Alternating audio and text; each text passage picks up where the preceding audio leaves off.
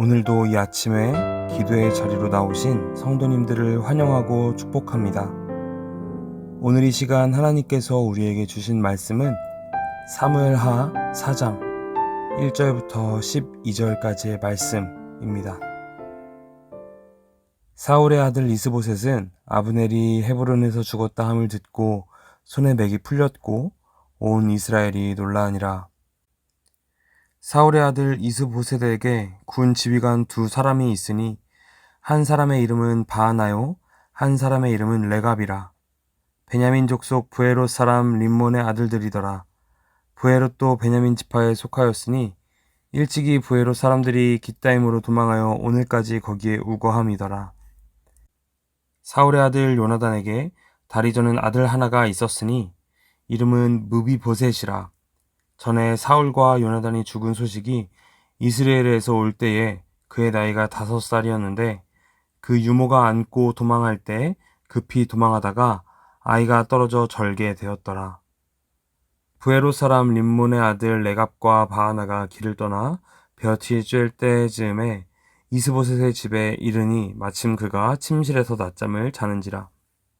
레갑과 그의 형제 바하나가 밀을 가지러 온 채 하고 집 가운데로 들어가서 그의 배를 찌르고 도망하였더라. 그들이 집에 들어가니 이스보셋이 침실에서 침상 위에 누워 있는지라. 그를 쳐 죽이고 목을 베어 그의 머리를 가지고 밤새도록 아라바 길로 가 헤브론에 이르러 다윗 왕에게 이스보셋의 머리를 들이며 아뢰되 왕의 생명을 해하려 하던 원수 사울의 아들 이스보셋의 머리가 여기 있나이다. 여호와께서 오늘 우리 주 되신 왕의 원수를 사울과 그의 자손에게 갚으셨나이다 하니 다윗이 브에롯 사람 림몬의 아들 레갑과 그의 형제 바하나에게 대답하여 그들에게 이르되 내 생명을 여러 환난 가운데서 건지신 여호와께서 살아 계심을 두고 맹세하노니 전에 사람이 내게 알리기를 보라 사울이 죽었다 하며 그가 좋은 소식을 전하는 줄로 생각하였어도 내가 그를 잡아 시글락에서 죽여서 그것을 그 소식을 전한 가품으로 삼았거든. 하물며 악인이 의인을 그의 집 침상 위에서 죽인 것이겠느냐. 그런즉 내가 악인의 피 흘린 죄를 너희에게 갚아서 너희를 이 땅에서 없이 하지 아니하겠느냐 하고 청년들에게 명령하매 곧 그들을 죽이고 수족을 베어 헤브론 못가에 매달고 이스보셋의 머리를 가져다가 헤브론에서 아브넬의 무덤에 매장하였더라. 아멘. 오늘 함께 읽은 14장 말씀의 내용은 마치 바로 이전 13장 마지막 부분의 내용이 반복되는 것 같습니다. 요압이 아브넬을 조용히 불러내어 죽임으로써 다윗의 왕권을 강화하기 위하여 했던 모습처럼 오늘 본문에는 다윗과 반대되는 세력의 우두머리인 이스보셋이 그의 군 지휘관 레갑과 바하나에게 죽임을 당하고 그들은 마치 다윗에게 그것이 다윗의 왕권을 위하여 잘한 일을 한 것처럼 다윗에게 가서 자랑하며 보고하는 모습을 보입니다. 어제도 함께 살펴보았던 것처럼 다윗은 하나님께서 자신의 왕권을 위하여 자신의 나라를 위하여 일하실 것임을 믿는 사람이었고 그래서 자신의 방법이 아닌 하나님의 방법을 구하며 나라를 다스리고 삶을 살아내는 사람이었습니다. 그렇기 때문에 다윗에게 레갑과 바하나의 행동은 전혀 고맙고 감사할 만한 일도 아니었습니다. 그리고 칭찬할 만한 일도 아니었습니다. 그렇다면 오늘 말씀에서 다윗의 모습을 통해 우리가 깨닫고 배워야 할 것이 무엇인지 함께 생각해보고 살펴보면 좋겠습니다. 오늘 본문에 등장하는 이스보셋은 참 슬픈 인생을 산 사람입니다. 당시 왕권에는 전혀 다가가지도 생각하지도 못할 사울 왕의 넷째 아들인 이스보셋은 그의 이름 또한 부끄러운 사람이라는 이름으로 그 이름에서부터 슬픈 인생임을 생각해 보게 됩니다. 아버지가 아들의 이름을 지었는데 그 이름이 부끄러운 사람이라뇨. 그리고 그의 원래 이름은 역대상 8장 33절에서 찾아볼 수 있는데 넬은 기스를 낳고 기스는 사울을 낳고 사울은 요나단과 말기수아와 아비나답과 에스바알을 낳았으며. 아멘. 사울의 아들 중 익숙하지 않은 이름 에스바알이 바로 오늘 본문에 등장하는 이스보셋입니다.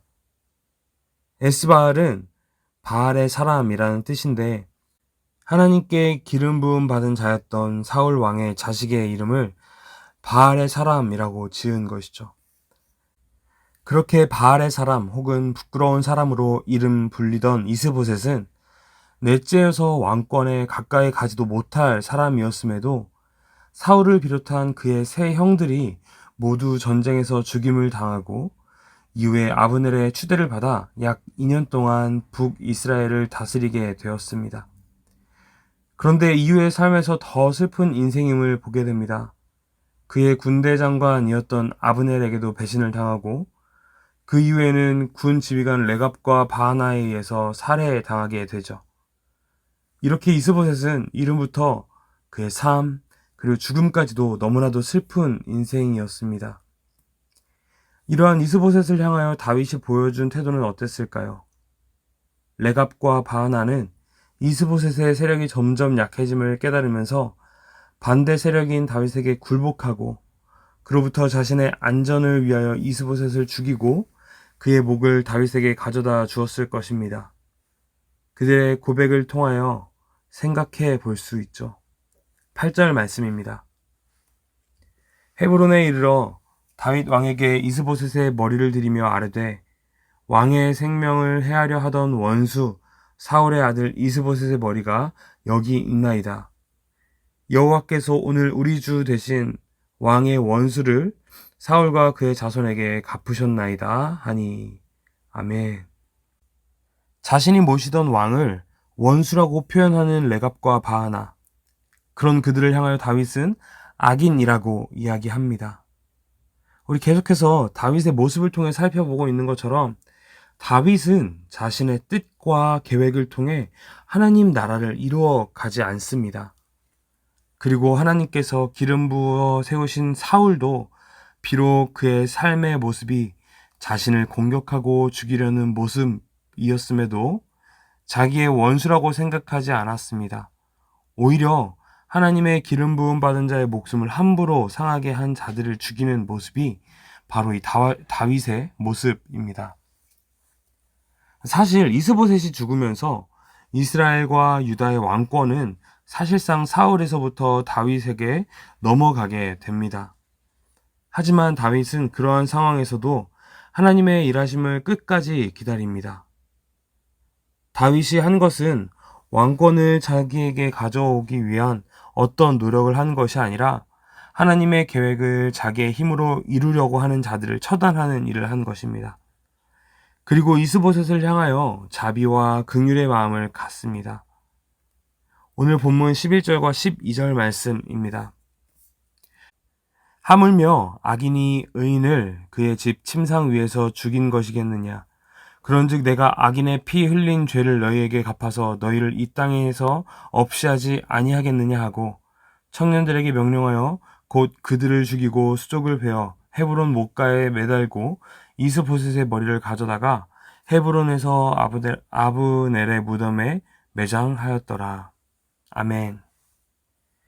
다윗은 하나님의 뜻이 아닌 자신의 뜻대로 계획하며 다른 사람의 목숨을 앗아가는 자를 악인이라고 이야기합니다. 그리고 그 악인에 의해 하나님의 계획이 이루어지지 않기 위해 끊임없이 하나님의 기준을 갖고 그 기준을 지키려고 노력합니다. 사랑하는 성도 여러분, 우리가 오늘 본문의 다윗의 모습을 통해 본받아야 하는 모습이 이것입니다. 우리는 우리에게 좋은 결과를 가져다주는 자들을 기뻐합니다. 그것이 하나님의 뜻과 계획인지 묻지도 확인하지도 않고요. 그리고 우리에게 가장 좋은 결과를 주는 것들만이 하나님께서 인도하신 것이라고 믿습니다. 하지만 오늘 다윗은 어쩌면 왕위를 굳게 지키는 것에 있어서 가장 필요한 부분을 해결해준 인물들을 악인이라고 표현하며 그들을 찾아 처단합니다. 잘라내는 것이죠. 그리고 가장 큰 대적이었던 이스보셋의 머리를 가져다 아브넬의 무덤에 함께 묻어줍니다.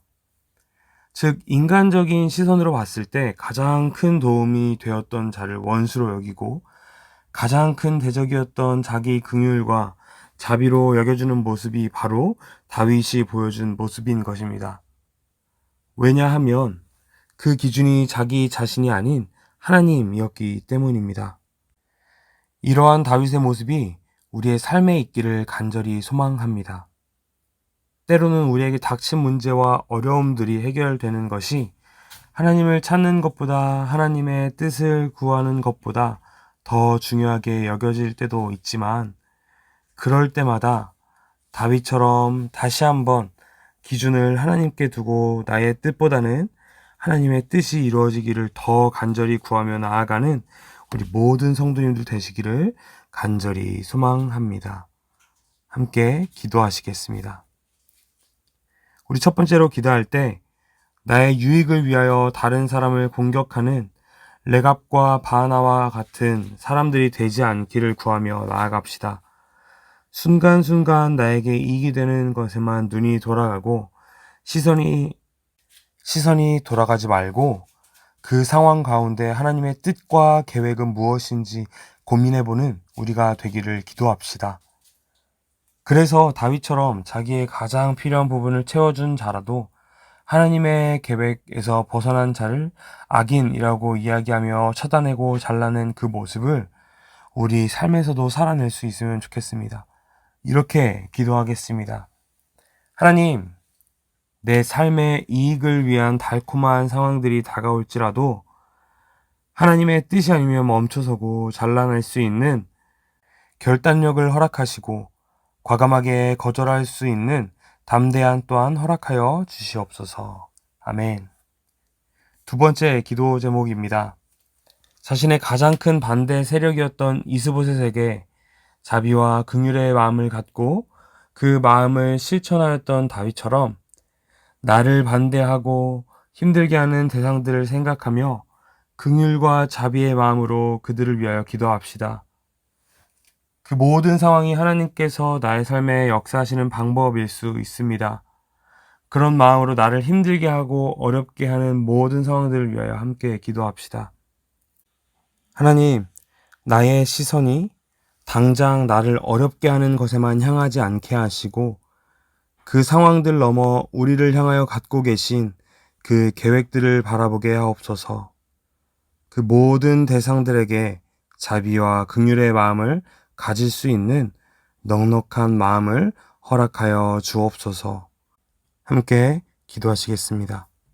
그리고 마지막으로 각 가정과 교회와 나라를 위하여 또 가지고 오신 기도 제목들을 놓고 함께 기도하시며 나아가겠습니다. 함께 기도하시겠습니다.